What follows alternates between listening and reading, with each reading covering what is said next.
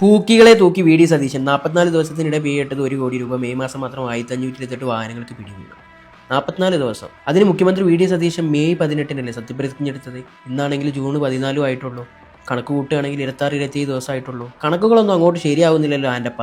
ഇവന്മാരുടെ ഒരു അവസ്ഥ, ഇവന്മാർ ഓരോ ഫേക്ക് ന്യൂസ് അടിച്ചിറക്കി ലാസ്റ്റ് അവസാനം ഇത് പിണറായിയുടെ തലയ്ക്ക് തന്നെ കിട്ടുന്നത്. എനിക്ക് തോന്നുന്നത് ഈ ആൻ്റപ്പന് എന്തോ ദേഷ്യമുണ്ട് പിണറായി വിജയൻ, എന്തോ ഒരു സംഭവമുണ്ട്. അതിനാണ് ഇങ്ങനെ നൈസിൽ ഇങ്ങനെ ഊക്കുകയാണ്. അത് മനസ്സിലാക്കാൻ പറ്റാത്ത കുറേ അടിമക്കമ്മികൾ അതെടുത്ത് വീഡിയോ ഇടാനും വേറെ കുറേ മണ്ടന്മാരെ. മാത്രമല്ല ഈ മെയ് മാസം എന്നുള്ളത് ബോക്സ് ആക്കി ഹൈലൈറ്റ് ചെയ്ത് കൊടുത്തിട്ടുണ്ട്. കണക്കുകൾ നോക്കുകയാണെങ്കിൽ അന്നത്തെ കാവൽ മുഖ്യമന്ത്രി പിണറായി വിജയനാണ്. ആൻ്റപ്പൻ ഇത്ര പേടിയാണോ, ഇത്ര പേടി തോർന്നാണോ ആൻ്റപ്പൻ? പക്ഷേ ഈ ഒരു കാര്യത്തിൽ ഞാൻ പിണറായി സഖാവിനെ കുറ്റം പറയത്തില്ല. കാരണം ആൻ്റപ്പന്റെ ബുദ്ധിയല്ല എനിക്ക്.